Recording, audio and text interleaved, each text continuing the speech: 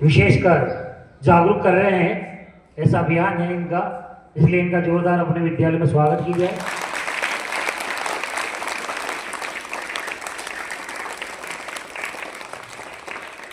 और आपको मोबाइल से होने वाले मिसयूज और भविष्य में सेविंग के क्या क्या बेनिफिट्स है उसके बारे में आपको जागरूक करेंगे। मैं मुकेश जी बंसल साहब को आमंत्रित करता हूं और ये बच्चों को अपना मार्गदर्शन प्रस्तुत कराएं। नमस्ते। बहुत अच्छा लगता है जब प्रार्थना सभा में आके कोई एड्रेस करते हैं। इतना अच्छा वातावरण होता है, इतना अच्छा सीखने का मौका होता है सबको। आदरणीय प्रिंसिपल साहब, सभी आदरणीय टीचर्स और प्रिय विद्यार्थियों, भारत सरकार की एक संस्था है SEBI, securities and exchange board of India, जिसका पार्लियामेंट के स्पेशल एक्ट से 1992 साल में गठन किया गया। यह संस्था बीएसई यानी बॉम्बे स्टॉक एक्सचेंज के साथ में इन्वेस्टर प्रोटेक्शन यानी इन्वेस्टर अवेयरनेस के रूप में बहुत जगह और खासकर ग्रामीण क्षेत्रों में काम करती है, जहां हम इस तरह की निःशुल्क सेमिनार्स आप लोगों के लिए करते हैं और सिर्फ इसी मकसद से कि आप लोग सीखें, समझें और किसी भी गलत कार्य से बच जाएं। बचत की आदत बहुत अच्छे तरीके से हमारे घर वाले भी सिखाते हैं। मेरे को पक्के से याद है, आप लोगों के पास, सबके पास अच्छा गुल्लक होगा। कितने बच्चों के पास गुल्लक है? कॉइन बॉक्स, पैसे नहीं मांग रहा, गुल्लक होगा। गुल्लक में क्या डालते हैं हम लोग? नहीं, गुल्लक में हम लोग डालते हैं बचत। और अगर एक कदम आगे चलें तो गुल्लक में हम डालते हैं बचत की आदत। यानी जब जब हम पैसा गुल्लक में डालते हैं, हम अपने आप से क्या कहते हैं कि हमारे पास कोई पैसा होगा तो हम उसको बचा लेंगे। और बचे हुए पैसे को जब हम गुल्लक को कहीं अच्छी जगह रखते हैं, संभाल के रखते हैं, तब भी हमारे दिमाग में होता है कि जो भी हमारी बचत है उसकी सुरक्षा हमें करनी है।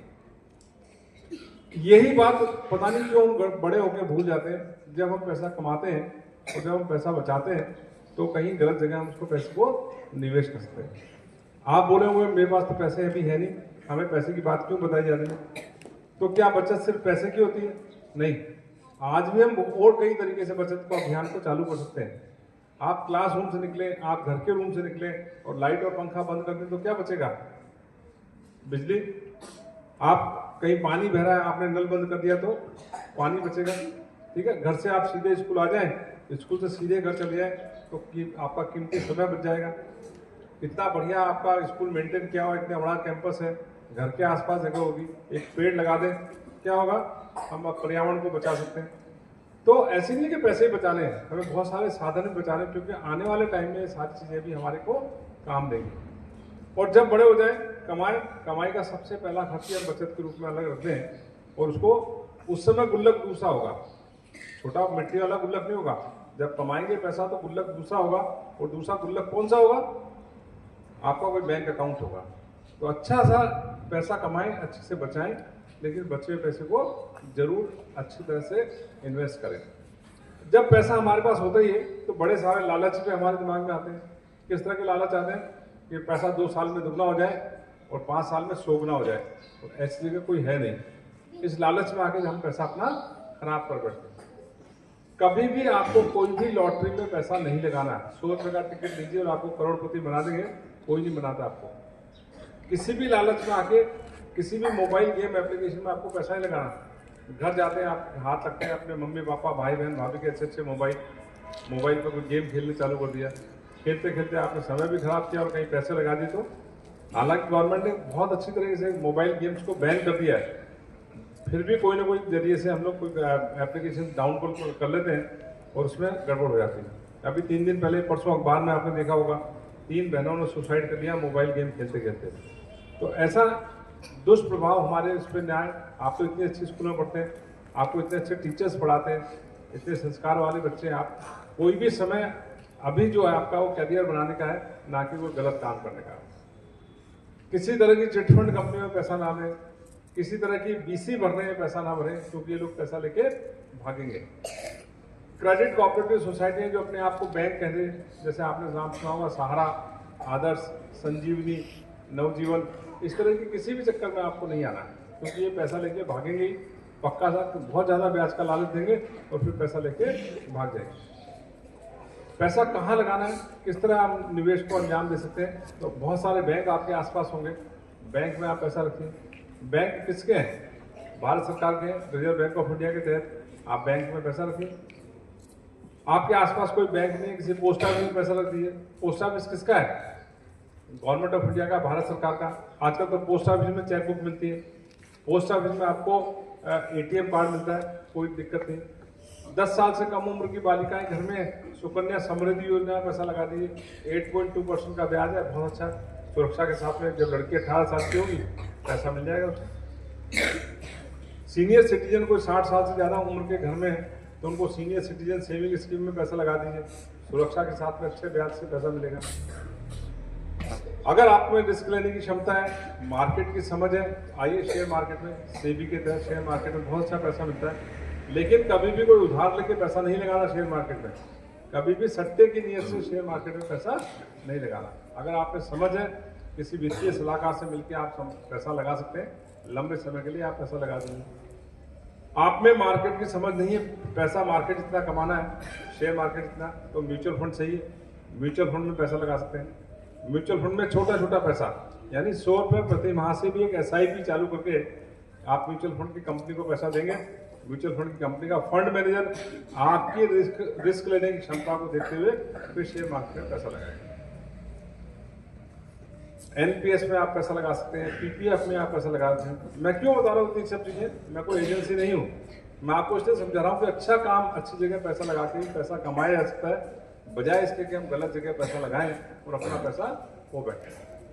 किसी भी केस में आपको जब भी निवेश करना है, बहुत अच्छी तरह डॉक्यूमेंट्स को देखना है, पढ़ना है, समझना है, साइन करके एक कॉपी अपने पास रखें। कोई भी एजेंसी, कोई भी व्यक्ति, कोई भी संस्था, कोई भी स्कीम, कोई भी प्लान, कोई भी योजना लेके आपके पास आए तो आपको बहुत ध्यान से डॉक्यूमेंट को पढ़ना है, सवाल जवाब करके समझना है कि हमारा पैसा कहाँ लगाया जाएगा, हमारा पैसा कितने रिस्क में लगाया जाएगा, हमें पैसा वापस तो कैसे मिलेगा। ये सारी बातें अगर आपको लगे उचित है तो डॉक्यूमेंट को साइन करके और फिर उसको आप पैसा दें। कभी भी कोई कैश में पैसा किसी को भी नहीं देना, आपके अकाउंट से पैसा योजना वाली कंपनी में जाएगा। जैसे आपने म्यूचुअल फंड में निवेश किया, आपके बैंक अकाउंट से सीधा म्यूचुअल फंड में जाएगा और जब आपको पैसा चाहिए म्यूचुअल फंड से पैसा निकल के सीधा आपके पास आएगा। इसी तरह भी ध्यान रखिए कि इतना सब कुछ करने के बाद भी आपके साथ कुछ गड़बड़ हो जाए, क्योंकि आज की तारीख में चोर बड़े स्मार्ट हैं। आप कहीं भी कोई दिक्कत हो जाए तो आपको फाइनेंशियल मार्केट में कोई दिक्कत है, कोई परेशानी है, आपके साथ कोई फ्रॉड हो जाए, आपको चुप नहीं रहना। और चुप नहीं रहने का मतलब आपको शिकायत करनी। और शिकायत करने का आज की तारीख में सेबी ने बहुत अच्छा साधन कर दिया है। आपको अपने घर से बाहर जाना नहीं है, आपको पुलिस चौकी जाना नहीं है, आपको कोर्ट जाना नहीं है, आपको कोई एडवोकेट करना नहीं है। घर बैठ के एक वेबसाइट है www.sebi.gov.in। ये सारी बातें इस किताब में भी लिखी हुई है, मैं देख के जाऊँगा आपके लिए। इस जगह आप घर बैठ के अपनी शिकायत कर सकते हैं, चाहे सुबह 6 बजे, रात को 12 बजे, दिन में 3 बजे। घर बैठ के आपकी शिकायत, जो आपके डॉक्यूमेंट हैं उनको स्कैन करके फ़ोन से अपलोड कर दीजिए, शिकायत करके कंप्लीट कर दीजिए। एक नंबर आएगा, आपका काम खत्म, हमारा काम चालू। घर बैठ के आप अपनी शिकायत को दर्ज कर सकते हैं। बहुत ध्यान से समझिए, आज की तारीख में साइबर फ्रॉड्स बहुत ज़्यादा हो रहे हैं। साइबर फ्रॉड मतलब बहुत इंटेलिजेंट चोर आपके पीछे लगे हुए हैं। आपको हमेशा ध्यान रखना है कुछ चीज़ों का, क्योंकि आप बच्चे हो, आप जल्दी से जल्दी फंस सकते हो। मैं बहुत अच्छे तरीके से आपको समझा रहा हूँ कि अगर साइबर फ्रॉड के केस में हम लोग 100 लोगों को पकड़ते हैं, उसमें 98 लोग आप जैसे होते हैं। आप जैसे मतलब जिन्होंने कुछ नहीं किया होता, जबरदस्ती फंसते हैं। 2% ऐसे होते हैं जिन्होंने कुछ गलती की होती है, फिर वो हमारे चक्कर में आते हैं। तो अब 98% का क्या करें? तो हम आपको समझा ही सकते हैं कि आपको बहुत ध्यान रखना है कोई भी साइबर यूजर्स के टाइम पे। घर जाते हैं, आपके पास सबके पास मोबाइल है, अच्छे अच्छे मोबाइल्स हैं। कोशिश करिए कभी भी मोबाइल पे ब्लूटूथ आप ऑन ना रखें। ब्लूटूथ एक फैसिलिटी होती है जिसमें आसपास कहीं कनेक्ट कर सकते हैं आप। ब्लूटूथ को हमेशा ऑफ रखें। कोशिश करिए कि आपका वाईफाई हमेशा बंद रहे। हम रेलवे स्टेशन गए, हम एयरपोर्ट गए, हम कोई पब्लिक प्लेस गए, कोई फ्री का वाईफाई मिल रहा है, हमने चालू कर दिया। क्यों चालू कर दिया? कोई मूवी देख लेंगे, कोई अपनी व्हाट्सएप चेक कर लेंगे, और वो फ्री वाला व्हाट्सएप बहुत महंगा पड़ सकता है, आपके सारे डेटा हैक हो सकते हैं, सारे फोटोएं आपकी जा सकती हैं आपके हाथ से, उनको कोई भी ब्लैकमेल कर सकता है, मिसयूज कर सकता है।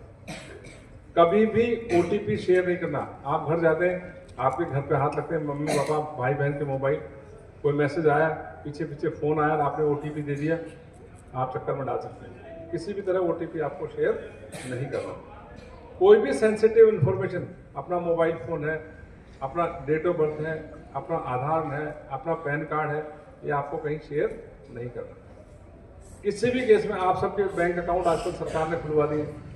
कोई भी बैंक अकाउंट में आपके पास कोई ऐसा कोई पैसा आ जाए जिसका आपको पता नहीं है, तो आप अपने घर वालों को बताएं कि इसमें एक पैसा आ गया है, बैंक में जाके रिपोर्ट करें कि गलत पैसा आ गया, ये पैसा मेरा नहीं है। आपको कोई अधिकार नहीं है किसी दूसरे का पैसा या कोई गलत तरीके से आपका पैसा डाल दें। वहीं ये ध्यान रखें कि आपका बैंक अकाउंट आपका खुद का है। आज की तारीख में बहुत सारे लोग आपसे अप्रोच कर सकते हैं कि आपका बैंक अकाउंट मेरे को किराए पे दे दीजिए, मैं आपको 5,000 10,000 रुपये महीने का दे दूंगा, और फिर वो बैंक में कोई अपने आपके बैंक के बहुत सारे ट्रांजेक्शन अनऑथराइज या इलीगल ट्रांजेक्शन कर सकता है। आपको किसी भी केस में अपने बैंक अकाउंट को किसी को अलाउ नहीं करना है यूज़ करने के लिए, चाहे वो लालच दे आपको 5,000 10,000 2,000 5,000 का। ऐसे किसी चक्कर में आप फंस गए तो आपको बता रहा हूँ कि कोई भी नहीं छुड़वा पाएगा। सरकार बहुत सारी इस मामले में सख्त है। कोई OTP के लिए, कोई किसी चीज़ के लिए आपको परेशान करे, आपको परेशान होने की जरूरत नहीं। कोई ट्रोल करे, आपको परेशान होने की जरूरत नहीं। आपको 2 काम करने हैं अगर आप किसी साइबर फ्रॉड के चक्कर में फंस जाए। सबसे पहला काम, आप किसी दूसरे व्यक्ति से बात करें। यानी आप किसी चक्कर में फंस गए तो होता क्या, हम लोग गुमसुम हो गए, अपने आप में खो जाते हैं कि पता नहीं क्या हो रहा है मेरे साथ, क्यों हो गया। ठीक है, आप अपने घर वालों से बात करें, माता पिता से बात करें, किसी बड़े से बात करें, हो सकता है डांट खाएंगे, लेकिन आप शेयर करें।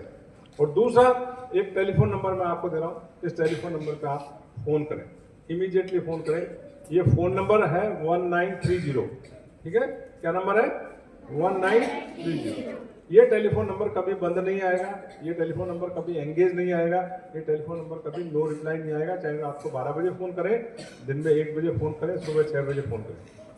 सरकारी हेल्पलाइन है साइबर फ्रॉड के बारे में, और ये दोनों काम आपने कर दिए तो मैं बता रहा हूँ आपको 99% चांस है कि आप बच जाएंगे। 99% चांस है कि आप बच जाएंगे। कोई भी साइबर फ्रॉड के केस में 1930 पर फ़ोन करें और किसी दूसरे व्यक्ति से शेयर करें। इसी फोरम से मैं मैनेजमेंट को भी रिक्वेस्ट कर रहा हूँ, बड़ी सारी हेल्पलाइन बाहर लिखवाई हुई है आपने, साइबर फ्रॉड की एक हेल्पलाइन 1930 भी बोर्ड पे लिखवा दें, प्रिंट आउट करके लिख दें। ठीक है, तो ये सारी चीज़ें अगर हम कर लेंगे, अगर हम खुद जानकारी रखेंगे, मैं आपको साफ साफ बता रहा हूँ, सब टीचर्स को भी, आपको भी, कि वो चोर बड़े स्मार्ट हैं, आप उनसे मुकाबला नहीं कर सकते, आप में उतनी नॉलेज नहीं है, पर आप उनसे मुकाबला कर सकते हैं अवेयर होकर। ये सारा प्रोग्राम अवेयरनेस का जो है, जानकारी का है। आप बच सकते हैं, अपने आप बचाव कर सकते हैं, उनसे मुकाबला नहीं कर सकते। तो हमें करना क्या है, हम बचाव करेंगे अपना, समझ आप। प्रार्थना सभा में आने का भी मौका लगा, प्रार्थना सभा बात करने का मौका लगा। सभी लोगों का बहुत बहुत धन्यवाद। Thank you.